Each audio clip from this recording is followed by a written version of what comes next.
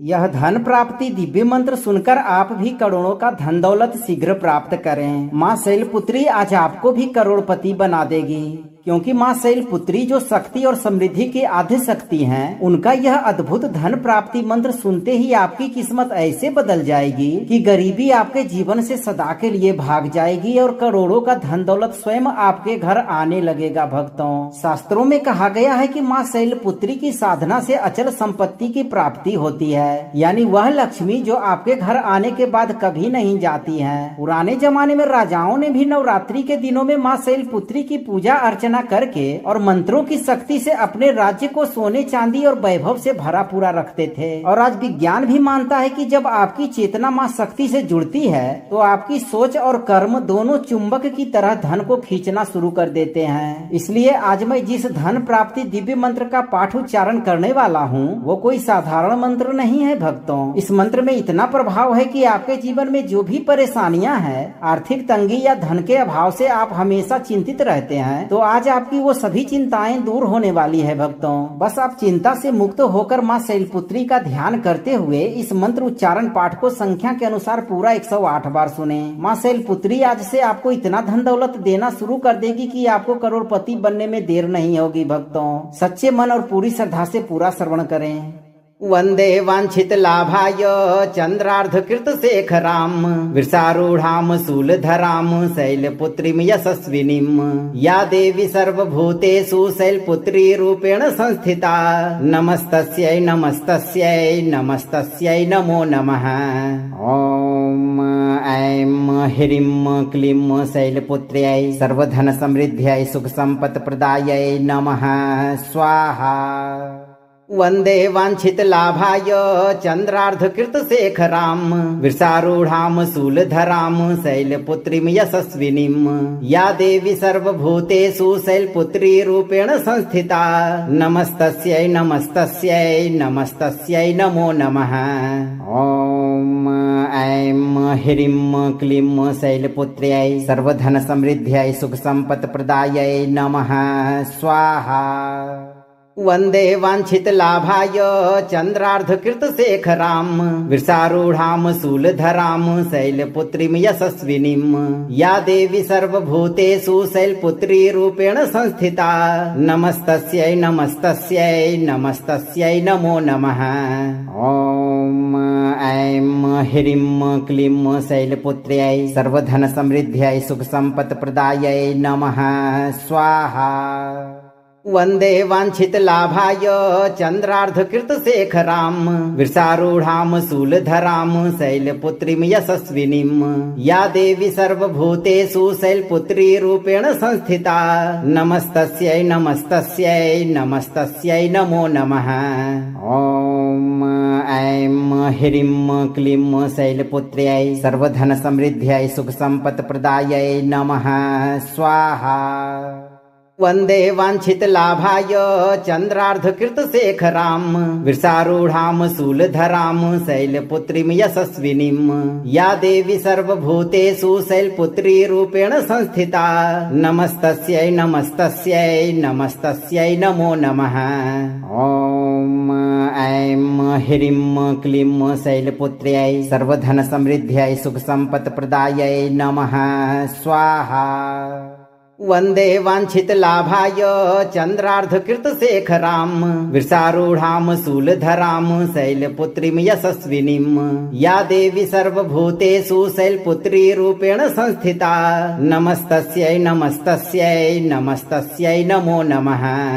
ओम ऐं ह्रीं क्लीं शैलपुत्र्यै सर्वधन समृद्ध्यै सुख संपत् प्रदायै नमः स्वाहा। वंदे वांछित लाभाय चंद्रार्धकृत शेखराम वृषारूढ़ाम शूलधराम शैलपुत्रीम यशस्विनीम या देवी सर्वभूतेषु शैलपुत्री रूपेण संस्थिता नमस्तस्यै नमस्तस्यै नमस्तस्यै नमो नमः। ओम ऐं ह्रीं क्लीं शैलपुत्र्यै सर्वधन समृद्ध्यै सुख संपत् प्रदायै नमः स्वाहा।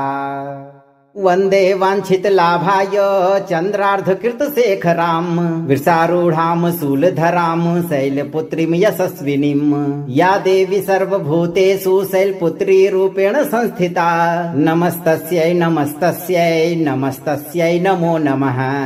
ॐ ऐं ह्रीं क्लीं शैलपुत्र्यै सर्वधनसमृद्ध्यै सुखसम्पत्प्रदायै नमः स्वाहा।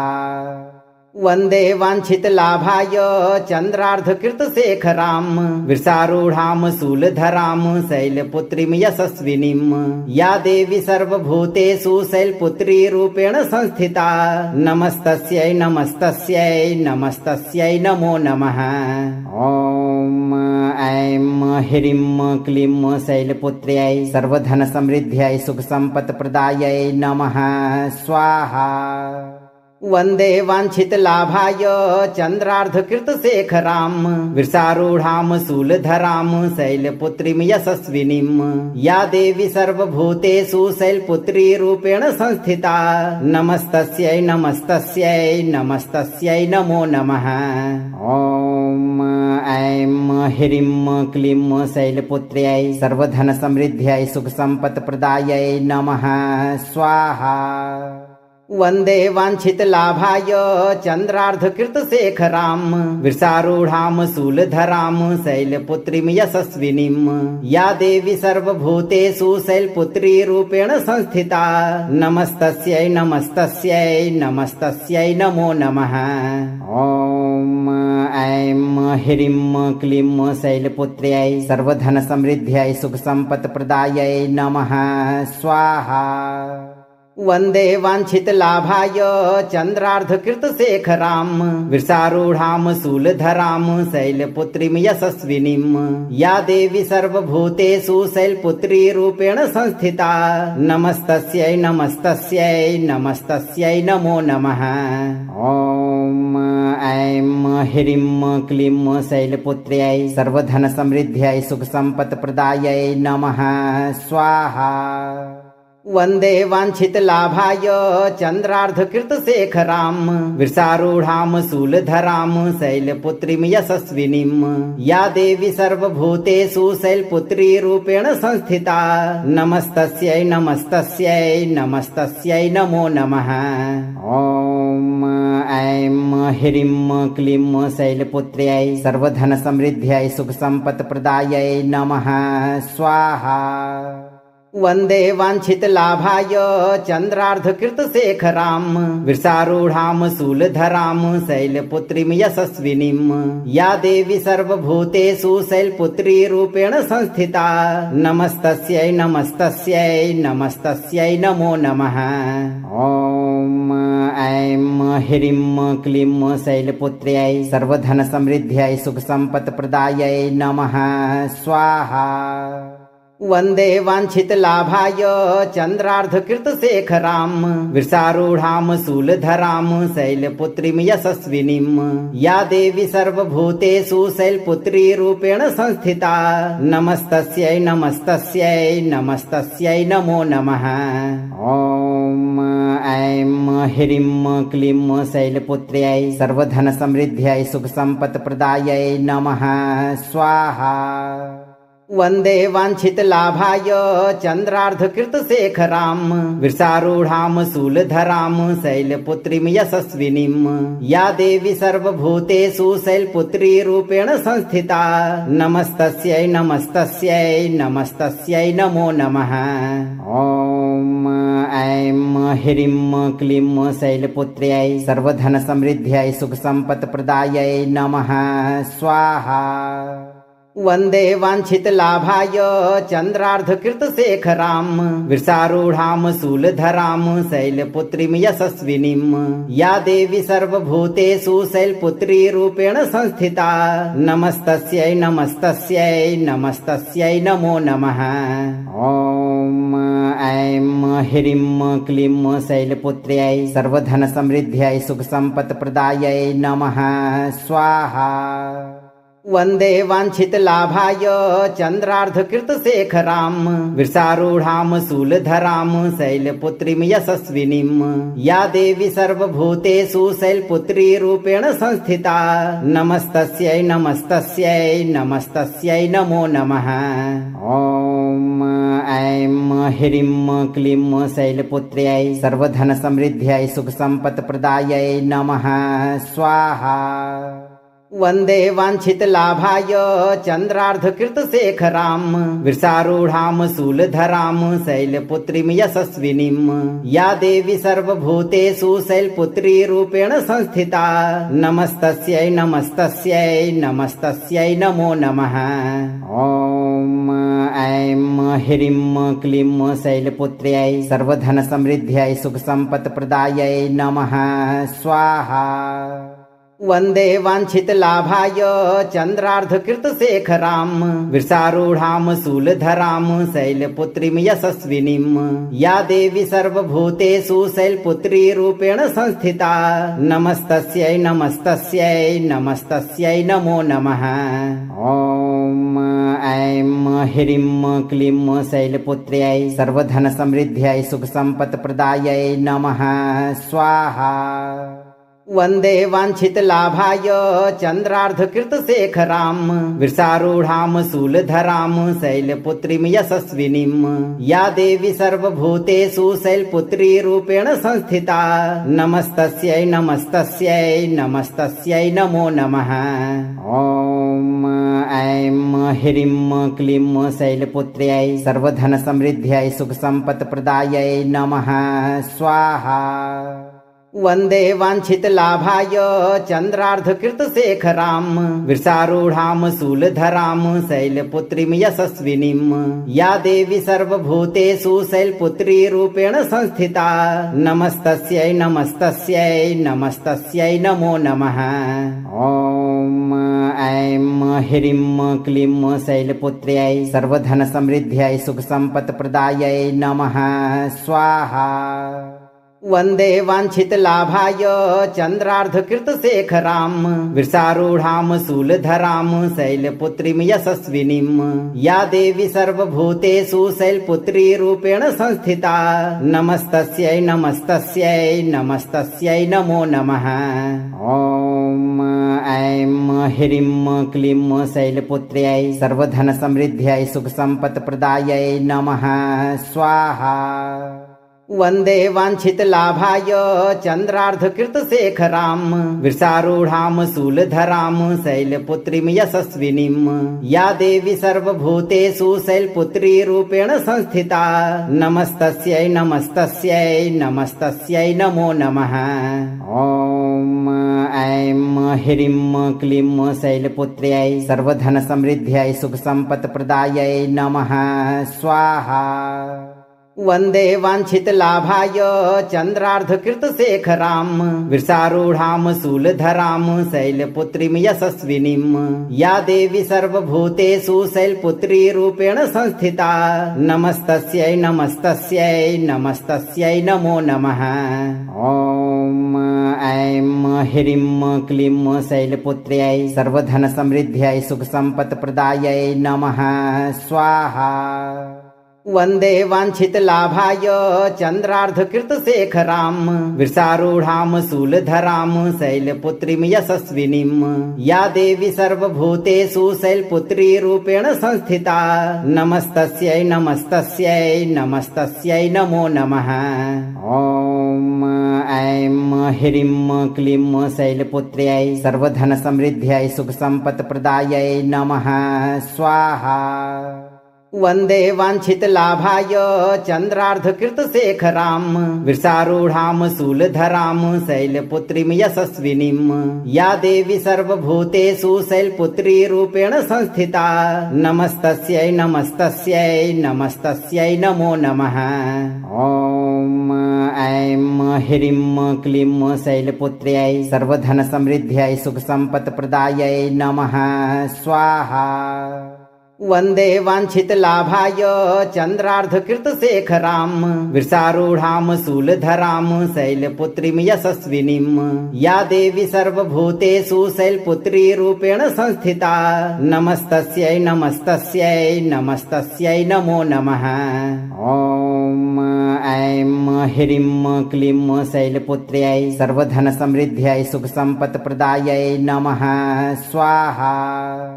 वन्दे वाञ्छितलाभाय चन्द्रार्धकृतशेखरां वृषारूढां शूलधरां शैलपुत्रीं यशस्विनीं या देवी सर्वभूतेषु शैलपुत्री रूपेण संस्थिता नमस्तस्यै नमस्तस्यै नमस्तस्यै नमो नमः।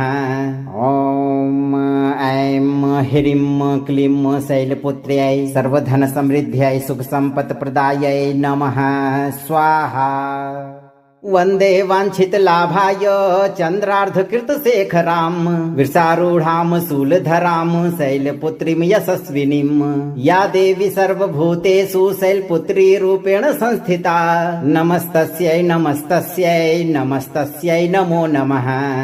ॐ ऐं ह्रीं क्लीं शैलपुत्र्यै सर्वधनसमृद्ध्यै सुखसम्पत्प्रदायै नमः स्वाहा। वन्दे वाञ्छितलाभाय चन्द्रार्धकृतशेखरां वृषारूढां शूलधरां शैलपुत्रीं यशस्विनीं या देवी सर्वभूतेषु शैलपुत्री रूपेण संस्थिता नमस्तस्यै नमस्तस्यै नमस्तस्यै नमो नमः। ॐ ऐं ह्रीं क्लीं शैलपुत्र्यै सर्वधनसमृद्ध्यै सुखसम्पत्प्रदायै नमः स्वाहा। वन्दे वाञ्छितलाभाय चन्द्रार्धकृतशेखरां वृषारूढां शूलधरां शैलपुत्रीं यशस्विनीं या देवी सर्वभूतेषु शैलपुत्री रूपेण संस्थिता नमस्तस्यै नमस्तस्यै नमस्तस्यै नमो नमः।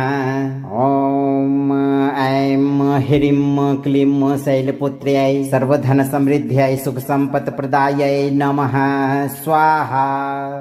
वन्दे वाञ्छितलाभाय चन्द्रार्धकृतशेखरां वृषारूढां शूलधरां शैलपुत्रीं यशस्विनीं या देवी सर्वभूतेषु शैलपुत्री रूपेण संस्थिता नमस्तस्यै नमस्तस्यै नमस्तस्यै नमो नमः।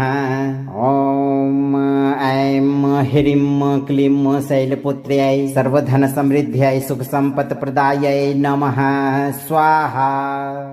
वन्दे वाञ्छितलाभाय चन्द्रार्धकृतशेखरां वृषारूढां शूलधरां शैलपुत्रीं यशस्विनीं या देवी सर्वभूतेषु शैलपुत्री रूपेण संस्थिता नमस्तस्यै नमस्तस्यै नमस्तस्यै नमो नमः।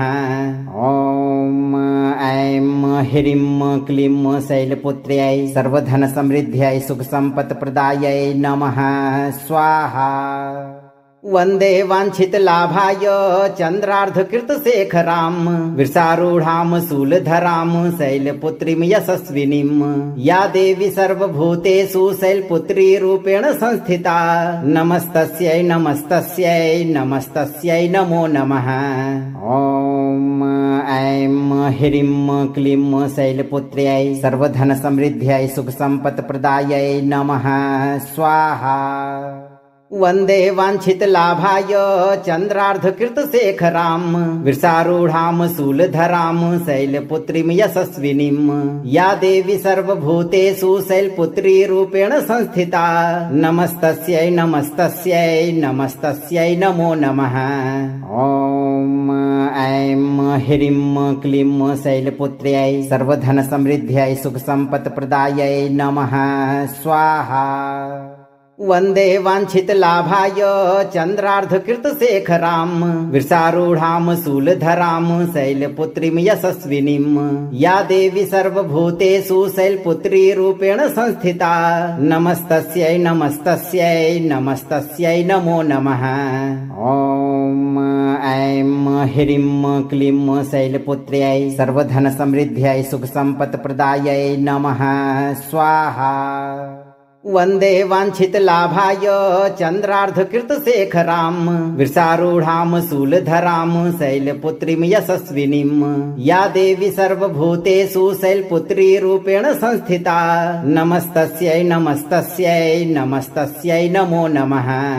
ॐ ऐं ह्रीं क्लीं शैलपुत्र्यै सर्वधनसमृद्ध्यै सुखसम्पत्प्रदायै नमः स्वाहा।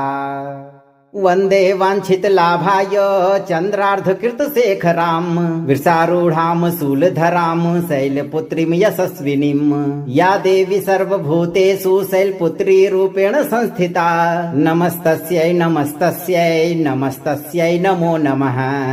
ॐ ऐं ह्रीं क्लीं शैलपुत्र्यै सर्वधनसमृद्ध्यै सुखसम्पत्प्रदायै नमः स्वाहा। वन्दे वाञ्छितलाभाय चन्द्रार्धकृतशेखरां वृषारूढां शूलधरां शैलपुत्रीं यशस्विनीं या देवी सर्वभूतेषु शैलपुत्री रूपेण संस्थिता नमस्तस्यै नमस्तस्यै नमस्तस्यै नमो नमः। ॐ ऐं ह्रीं क्लीं शैलपुत्र्यै सर्वधनसमृद्ध्यै सुखसम्पत्प्रदायै नमः स्वाहा। वन्दे वाञ्छितलाभाय चन्द्रार्धकृतशेखरां वृषारूढां शूलधरां शैलपुत्रीं यशस्विनीं या देवी सर्वभूतेषु शैलपुत्री रूपेण संस्थिता नमस्तस्यै नमस्तस्यै नमस्तस्यै नमो नमः। ॐ ऐं ह्रीं क्लीं शैलपुत्र्यै सर्वधनसमृद्ध्यै सुखसम्पत्प्रदायै नमः स्वाहा। वन्दे वाञ्छितलाभाय चन्द्रार्धकृतशेखरां वृषारूढां शूलधरां शैलपुत्रीं यशस्विनीं या देवी सर्वभूतेषु शैलपुत्री रूपेण संस्थिता नमस्तस्यै नमस्तस्यै नमस्तस्यै नमो नमः। ॐ ऐं ह्रीं क्लीं शैलपुत्र्यै सर्वधनसमृद्ध्यै सुखसम्पत्प्रदायै नमः स्वाहा। वन्दे वाञ्छितलाभाय चन्द्रार्धकृतशेखरां वृषारूढां शूलधरां शैलपुत्रीं यशस्विनीं या देवी सर्वभूतेषु शैलपुत्री रूपेण संस्थिता नमस्तस्यै नमस्तस्यै नमस्तस्यै नमो नमः। ॐ ऐं ह्रीं क्लीं शैलपुत्र्यै सर्वधनसमृद्ध्यै सुखसम्पत्प्रदायै नमः स्वाहा। वन्दे वाञ्छितलाभाय चन्द्रार्धकृतशेखरां वृषारूढां शूलधरां शैलपुत्रीं यशस्विनीं या देवी सर्वभूतेषु शैलपुत्री रूपेण संस्थिता नमस्तस्यै नमस्तस्यै नमस्तस्यै नमो नमः। ॐ ऐं ह्रीं क्लीं शैलपुत्र्यै सर्वधनसमृद्ध्यै सुखसम्पत्प्रदायै नमः स्वाहा। वन्दे वाञ्छितलाभाय चन्द्रार्धकृतशेखरां वृषारूढां शूलधरां शैलपुत्रीं यशस्विनीं या देवी सर्वभूतेषु शैलपुत्री रूपेण संस्थिता नमस्तस्यै नमस्तस्यै नमस्तस्यै नमो नमः। ॐ ऐं ह्रीं क्लीं शैलपुत्र्यै सर्वधनसमृद्ध्यै सुखसम्पत्प्रदायै नमः स्वाहा। वन्दे वाञ्छितलाभाय चन्द्रार्धकृतशेखरां वृषारूढां शूलधरां शैलपुत्रीं यशस्विनीं या देवी सर्वभूतेषु शैलपुत्री रूपेण संस्थिता नमस्तस्यै नमस्तस्यै नमस्तस्यै नमो नमः। ॐ ऐं ह्रीं क्लीं शैलपुत्र्यै सर्वधनसमृद्ध्यै सुखसम्पत्प्रदायै नमः स्वाहा।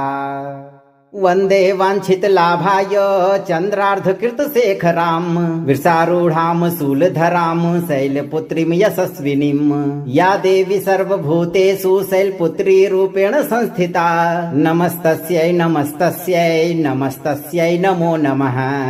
ॐ ऐं ह्रीं क्लीं शैलपुत्र्यै सर्वधनसमृद्ध्यै सुखसम्पत्प्रदायै नमः स्वाहा।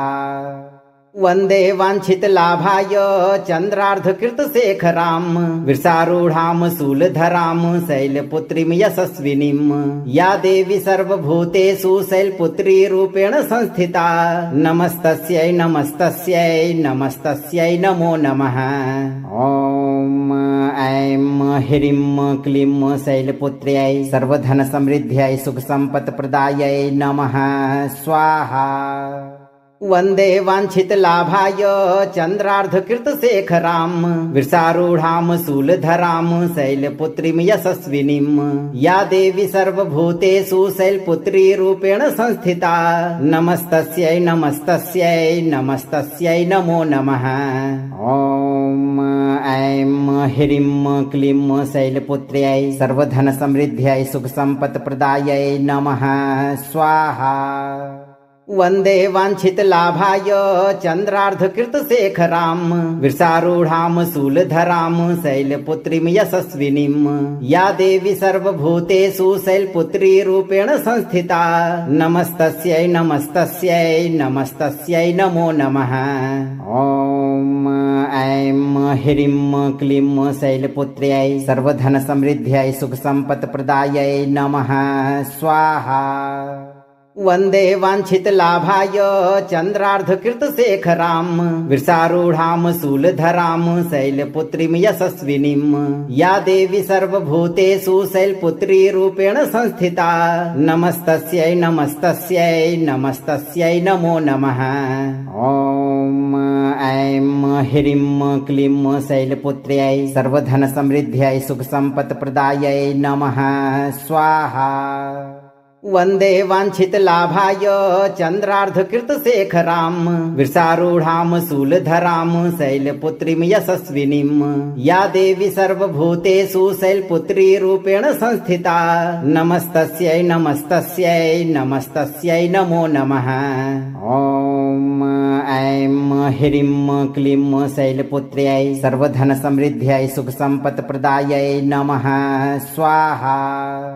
वन्दे वाञ्छितलाभाय चन्द्रार्धकृतशेखरां वृषारूढां शूलधरां शैलपुत्रीं यशस्विनीं या देवी सर्वभूतेषु शैलपुत्री रूपेण संस्थिता नमस्तस्यै नमस्तस्यै नमस्तस्यै नमो नमः।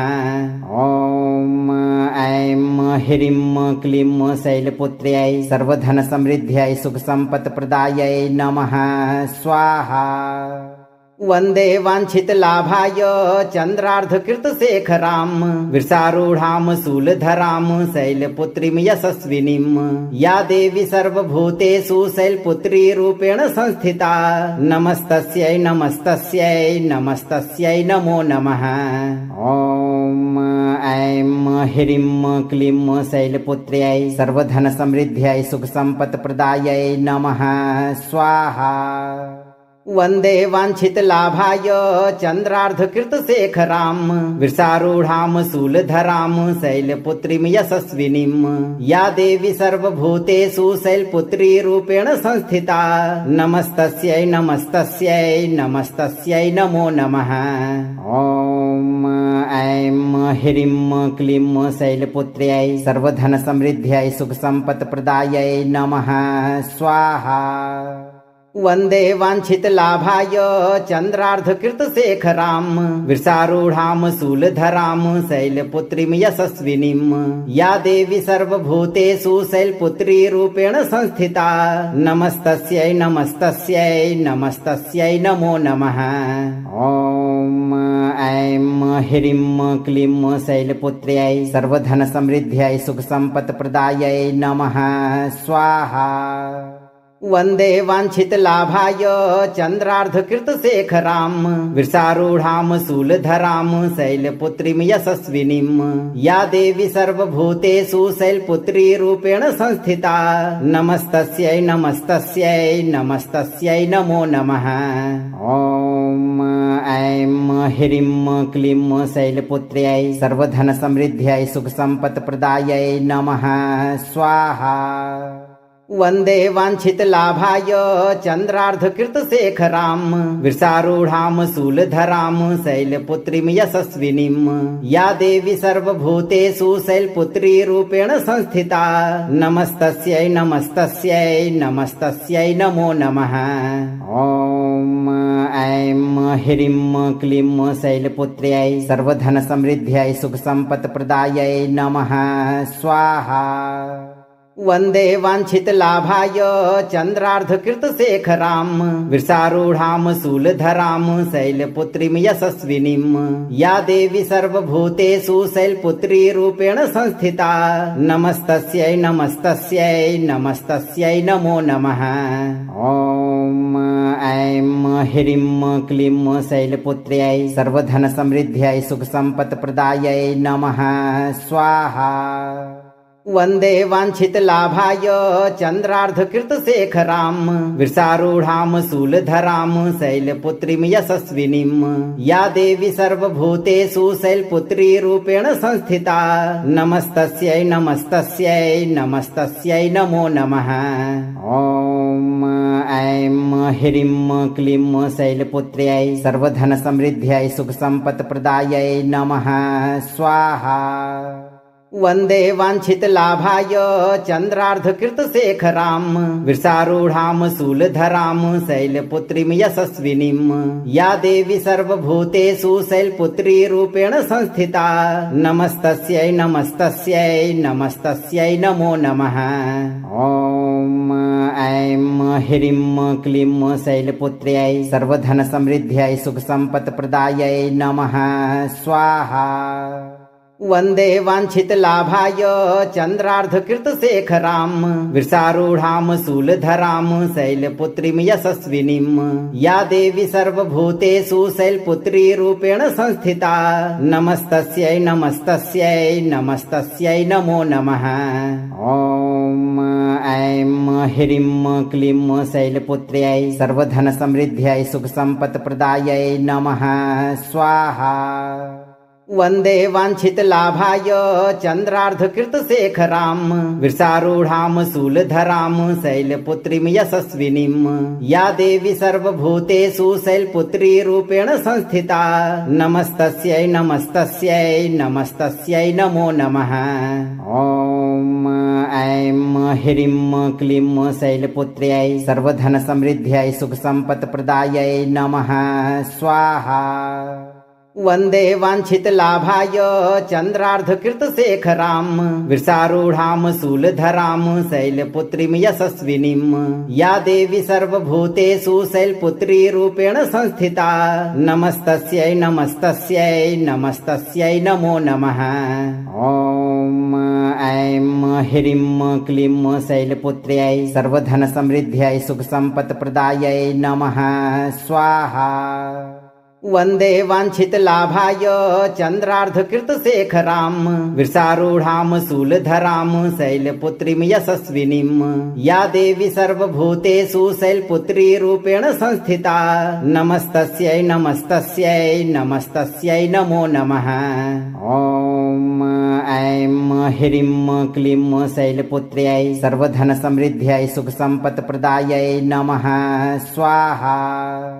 वन्दे वाञ्छितलाभाय चन्द्रार्धकृतशेखरां वृषारूढां शूलधरां शैलपुत्रीं यशस्विनीं या देवी सर्वभूतेषु शैलपुत्री रूपेण संस्थिता नमस्तस्यै नमस्तस्यै नमस्तस्यै नमो नमः। ॐ ऐं ह्रीं क्लीं शैलपुत्र्यै सर्वधनसमृद्ध्यै सुखसम्पत्प्रदायै नमः स्वाहा। वन्दे वाञ्छितलाभाय चन्द्रार्धकृतशेखरां वृषारूढां शूलधरां शैलपुत्रीं यशस्विनीं या देवी सर्वभूतेषु शैलपुत्री रूपेण संस्थिता नमस्तस्यै नमस्तस्यै नमस्तस्यै नमो नमः। ॐ ऐं ह्रीं क्लीं शैलपुत्र्यै सर्वधनसमृद्ध्यै सुखसम्पत्प्रदायै नमः स्वाहा। वन्दे वाञ्छितलाभाय चन्द्रार्धकृतशेखरां वृषारूढां शूलधरां शैलपुत्रीं यशस्विनीं या देवी सर्वभूतेषु शैलपुत्री रूपेण संस्थिता नमस्तस्यै नमस्तस्यै नमस्तस्यै नमो नमः। ॐ ऐं ह्रीं क्लीं शैलपुत्र्यै सर्वधनसमृद्ध्यै सुखसम्पत्प्रदायै नमः स्वाहा।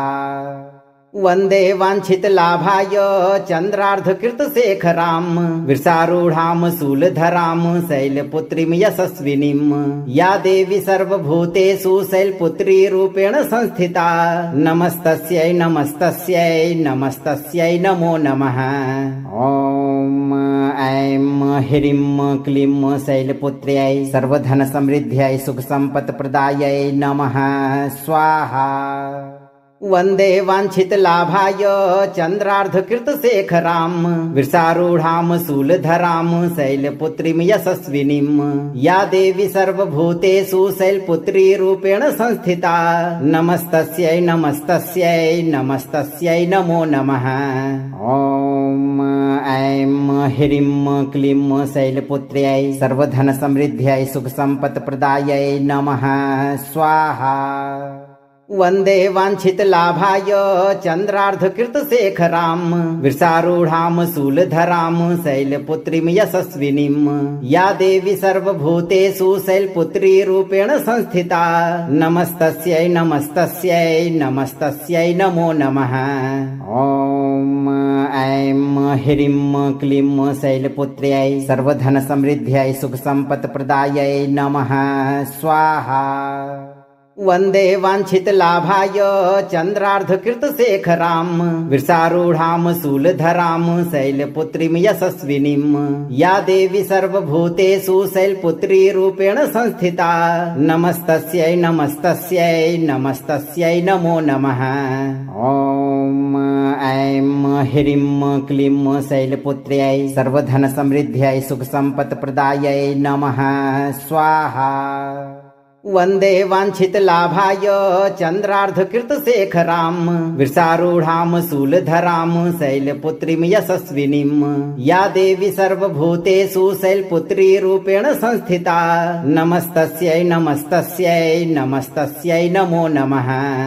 ॐ ऐं ह्रीं क्लीं शैलपुत्र्यै सर्वधनसमृद्ध्यै सुखसम्पत्प्रदायै नमः स्वाहा।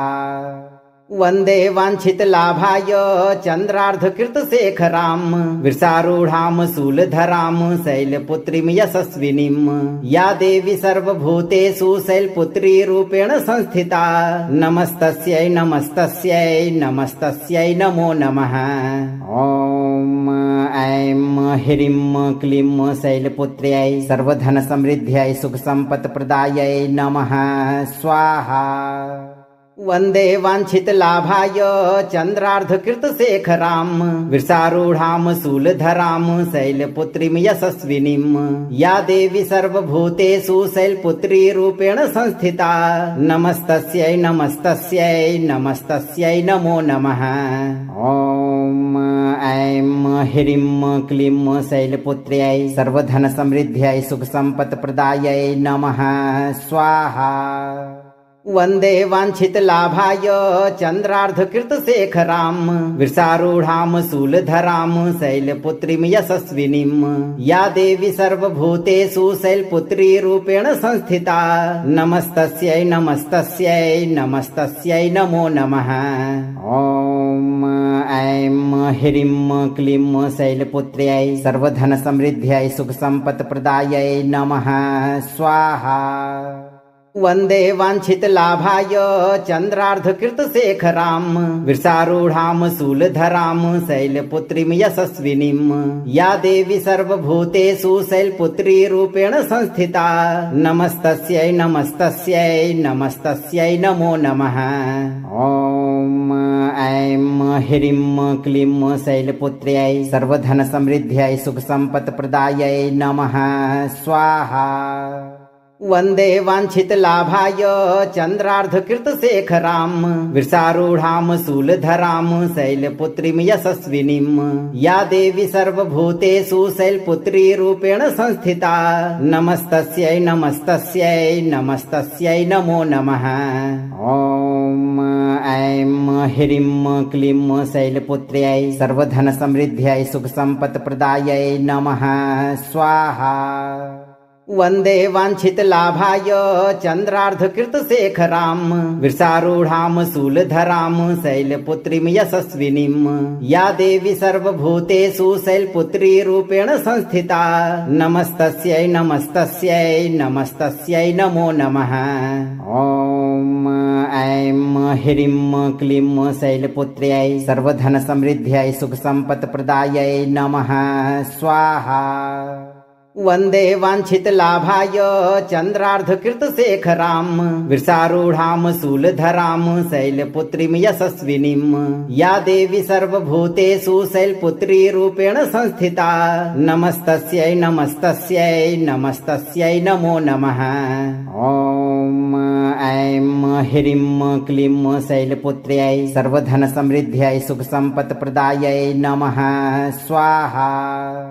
वन्दे वाञ्छितलाभाय चन्द्रार्धकृतशेखरां वृषारूढां शूलधरां शैलपुत्रीं यशस्विनीं या देवी सर्वभूतेषु शैलपुत्री रूपेण संस्थिता नमस्तस्यै नमस्तस्यै नमस्तस्यै नमो नमः। ॐ ऐं ह्रीं क्लीं शैलपुत्र्यै सर्वधनसमृद्ध्यै सुखसम्पत्प्रदायै नमः स्वाहा। वन्दे वाञ्छितलाभाय चन्द्रार्धकृतशेखरां वृषारूढां शूलधरां शैलपुत्रीं यशस्विनीं या देवी सर्वभूतेषु शैलपुत्री रूपेण संस्थिता नमस्तस्यै नमस्तस्यै नमस्तस्यै नमो नमः। ॐ ऐं ह्रीं क्लीं शैलपुत्र्यै सर्वधनसमृद्ध्यै सुखसम्पत्प्रदायै नमः स्वाहा। वन्दे वाञ्छितलाभाय चन्द्रार्धकृतशेखरां वृषारूढां शूलधरां शैलपुत्रीं यशस्विनीं या देवी सर्वभूतेषु शैलपुत्री रूपेण संस्थिता नमस्तस्यै नमस्तस्यै नमस्तस्यै नमो नमः। ॐ ऐं ह्रीं क्लीं शैलपुत्र्यै सर्वधनसमृद्ध्यै सुखसम्पत्प्रदायै नमः स्वाहा। वन्दे वाञ्छितलाभाय चन्द्रार्धकृतशेखरां वृषारूढां शूलधरां शैलपुत्रीं यशस्विनीं या देवी सर्वभूतेषु शैलपुत्री रूपेण संस्थिता नमस्तस्यै नमस्तस्यै नमस्तस्यै नमो नमः। ॐ ऐं ह्रीं क्लीं शैलपुत्र्यै सर्वधनसमृद्ध्यै सुखसम्पत्प्रदायै नमः स्वाहा। वन्दे वाञ्छितलाभाय चन्द्रार्धकृतशेखरां वृषारूढां शूलधरां शैलपुत्रीं यशस्विनीं या देवी सर्वभूतेषु शैलपुत्री रूपेण संस्थिता नमस्तस्यै नमस्तस्यै नमस्तस्यै नमो नमः। ॐ ऐं ह्रीं क्लीं शैलपुत्र्यै सर्वधनसमृद्ध्यै सुखसम्पत्प्रदायै नमः स्वाहा। वन्दे वाञ्छितलाभाय चन्द्रार्धकृतशेखरां वृषारूढां शूलधरां शैलपुत्रीं यशस्विनीं या देवी सर्वभूतेषु शैलपुत्री रूपेण संस्थिता नमस्तस्यै नमस्तस्यै नमस्तस्यै नमो नमः। ॐ ऐं ह्रीं क्लीं शैलपुत्र्यै सर्वधनसमृद्ध्यै सुखसम्पत्प्रदायै नमः स्वाहा। वन्दे वाञ्छितलाभाय चन्द्रार्धकृतशेखरां वृषारूढां शूलधरां शैलपुत्रीं यशस्विनीं या देवी सर्वभूतेषु शैलपुत्री रूपेण संस्थिता नमस्तस्यै नमस्तस्यै नमस्तस्यै नमो नमः। ॐ ऐं ह्रीं क्लीं शैलपुत्र्यै सर्वधनसमृद्ध्यै सुखसम्पत्प्रदायै नमः स्वाहा। वन्दे वाञ्छितलाभाय चन्द्रार्धकृतशेखरां वृषारूढां शूलधरां शैलपुत्रीं यशस्विनीं या देवी सर्वभूतेषु शैलपुत्री रूपेण संस्थिता नमस्तस्यै नमस्तस्यै नमस्तस्यै नमो नमः। ॐ ऐं ह्रीं क्लीं शैलपुत्र्यै सर्वधनसमृद्ध्यै सुखसम्पत्प्रदायै नमः स्वाहा। वन्दे वाञ्छितलाभाय चन्द्रार्धकृतशेखरां वृषारूढां शूलधरां शैलपुत्रीं यशस्विनीं या देवी सर्वभूतेषु शैलपुत्री रूपेण संस्थिता नमस्तस्यै नमस्तस्यै नमस्तस्यै नमो नमः। ॐ ऐं ह्रीं क्लीं शैलपुत्र्यै सर्वधनसमृद्ध्यै सुखसम्पत्प्रदायै नमः स्वाहा। वन्दे वाञ्छितलाभाय चन्द्रार्धकृतशेखरां वृषारूढां शूलधरां शैलपुत्रीं यशस्विनीं या देवी सर्वभूतेषु शैलपुत्री रूपेण संस्थिता नमस्तस्यै नमस्तस्यै नमस्तस्यै नमो नमः। ॐ ऐं ह्रीं क्लीं शैलपुत्र्यै सर्वधनसमृद्ध्यै सुखसम्पत्प्रदायै नमः स्वाहा। वन्दे वाञ्छितलाभाय चन्द्रार्धकृतशेखरां वृषारूढां शूलधरां शैलपुत्रीं यशस्विनीं या देवी सर्वभूतेषु शैलपुत्री रूपेण संस्थिता नमस्तस्यै नमस्तस्यै नमस्तस्यै नमो नमः। ॐ ऐं ह्रीं क्लीं शैलपुत्र्यै सर्वधनसमृद्ध्यै सुखसम्पत्प्रदायै नमः स्वाहा। वन्दे वाञ्छितलाभाय चन्द्रार्धकृतशेखरां वृषारूढां शूलधरां शैलपुत्रीं यशस्विनीं या देवी सर्वभूतेषु शैलपुत्री रूपेण संस्थिता नमस्तस्यै नमस्तस्यै नमस्तस्यै नमो नमः। ॐ ऐं ह्रीं क्लीं शैलपुत्र्यै सर्वधनसमृद्ध्यै सुखसम्पत्प्रदायै नमः स्वाहा। वन्दे वाञ्छितलाभाय चन्द्रार्धकृतशेखरां वृषारूढां शूलधरां शैलपुत्रीं यशस्विनीं या देवी सर्वभूतेषु शैलपुत्री रूपेण संस्थिता नमस्तस्यै नमस्तस्यै नमस्तस्यै नमो नमः। ॐ ऐं ह्रीं क्लीं शैलपुत्र्यै सर्वधनसमृद्ध्यै सुखसम्पत्प्रदायै नमः स्वाहा। वन्दे वाञ्छितलाभाय चन्द्रार्धकृतशेखरां वृषारूढां शूलधरां शैलपुत्रीं यशस्विनीं या देवी सर्वभूतेषु शैलपुत्री रूपेण संस्थिता नमस्तस्यै नमस्तस्यै नमस्तस्यै नमो नमः। ॐ ऐं ह्रीं क्लीं शैलपुत्र्यै सर्वधनसमृद्ध्यै सुखसम्पत्प्रदायै नमः स्वाहा। वन्दे वाञ्छितलाभाय चन्द्रार्धकृतशेखरां वृषारूढां शूलधरां शैलपुत्रीं यशस्विनीं या देवी सर्वभूतेषु शैलपुत्री रूपेण संस्थिता नमस्तस्यै नमस्तस्यै नमस्तस्यै नमो नमः।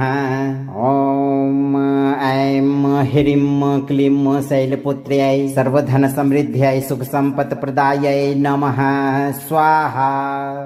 वन्दे वाञ्छितलाभाय चन्द्रार्धकृतशेखरां वृषारूढां शूलधरां शैलपुत्रीं यशस्विनीं या देवी सर्वभूतेषु शैलपुत्री रूपेण संस्थिता नमस्तस्यै नमस्तस्यै नमस्तस्यै नमो नमः। ॐ ऐं ह्रीं क्लीं शैलपुत्र्यै सर्वधनसमृद्ध्यै सुखसम्पत्प्रदायै नमः स्वाहा। वन्दे वाञ्छितलाभाय चन्द्रार्धकृतशेखरां वृषारूढां शूलधरां शैलपुत्रीं यशस्विनीं या देवी सर्वभूतेषु शैलपुत्री रूपेण संस्थिता नमस्तस्यै नमस्तस्यै नमस्तस्यै नमो नमः।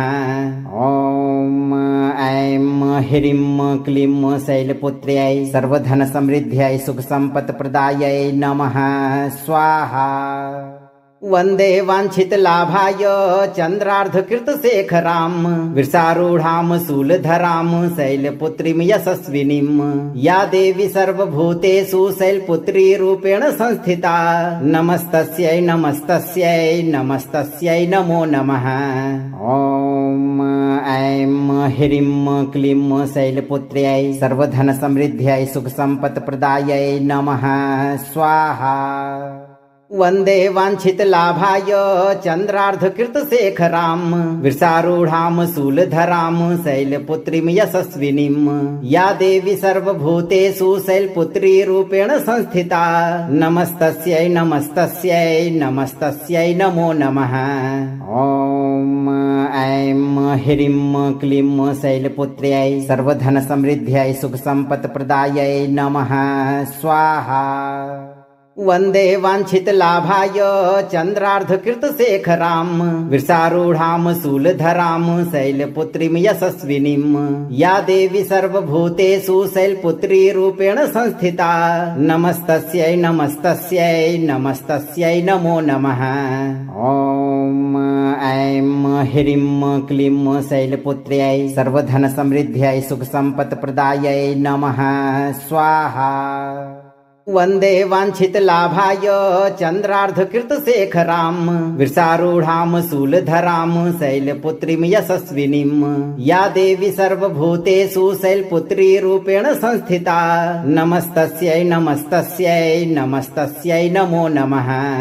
ॐ ऐं ह्रीं क्लीं शैलपुत्र्यै सर्वधनसमृद्ध्यै सुखसम्पत्प्रदायै नमः स्वाहा।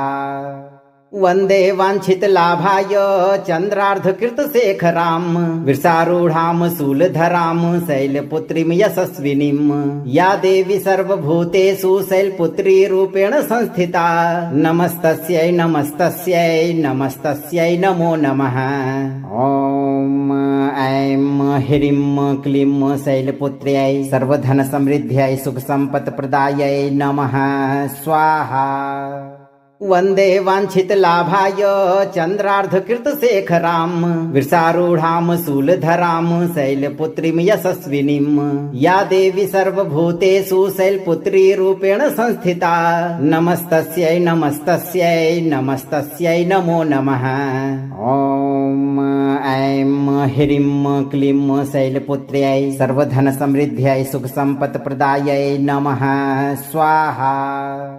वन्दे वाञ्छितलाभाय चन्द्रार्धकृतशेखरां वृषारूढां शूलधरां शैलपुत्रीं यशस्विनीं या देवी सर्वभूतेषु शैलपुत्री रूपेण संस्थिता नमस्तस्यै नमस्तस्यै नमस्तस्यै नमो नमः। ॐ ऐं ह्रीं क्लीं शैलपुत्र्यै सर्वधनसमृद्ध्यै सुखसम्पत्प्रदायै नमः स्वाहा। वन्दे वाञ्छितलाभाय चन्द्रार्धकृतशेखरां वृषारूढां शूलधरां शैलपुत्रीं यशस्विनीं या देवी सर्वभूतेषु शैलपुत्री रूपेण संस्थिता नमस्तस्यै नमस्तस्यै नमस्तस्यै नमो नमः। ॐ ऐं ह्रीं क्लीं शैलपुत्र्यै सर्वधनसमृद्ध्यै सुखसम्पत्प्रदायै नमः स्वाहा। वन्दे वाञ्छितलाभाय चन्द्रार्धकृतशेखरां वृषारूढां शूलधरां शैलपुत्रीं यशस्विनीं या देवी सर्वभूतेषु शैलपुत्री रूपेण संस्थिता नमस्तस्यै नमस्तस्यै नमस्तस्यै नमो नमः। ॐ ऐं ह्रीं क्लीं शैलपुत्र्यै सर्वधनसमृद्ध्यै सुखसम्पत्प्रदायै नमः स्वाहा। वन्दे वाञ्छितलाभाय चन्द्रार्धकृतशेखरां वृषारूढां शूलधरां शैलपुत्रीं यशस्विनीं या देवी सर्वभूतेषु शैलपुत्री रूपेण संस्थिता नमस्तस्यै नमस्तस्यै नमस्तस्यै नमो नमः। ॐ ऐं ह्रीं क्लीं शैलपुत्र्यै सर्वधनसमृद्ध्यै सुखसम्पत्प्रदायै नमः स्वाहा। वंदे वांछित लाभाय चंद्रार्धकृत शेखराम वृषारूढ़ाम शूलधराम शैलपुत्रीम यशस्विनीम या देवी सर्वभूतेषु शैलपुत्री रूपेण संस्थिता नमस्तस्यै नमस्तस्यै नमस्तस्यै नमो नमः। ओम ऐं ह्रीं क्लीं शैलपुत्र्यै सर्वधन समृद्ध्यै सुख संपत् प्रदायै नमः स्वाहा। अगर आप माँ शैलपुत्री की कृपा से अपने जीवन को हमेशा खुशहाल रखना चाहते हैं तो आप अपना कर्म सही रखें और 108 दिन तक नित्य दिन इस मंत्र पाठ को एक बार पूरा अंत तक सुने। मंत्र को लाइक और वीडियो को शेयर करें। चैनल को सब्सक्राइब करके दरबार की घंटी एक बार जरूर बजाएं। धैर्य रखें, माँ शैलपुत्री की कृपा आपको जीवन भर प्राप्त होगी भक्तों।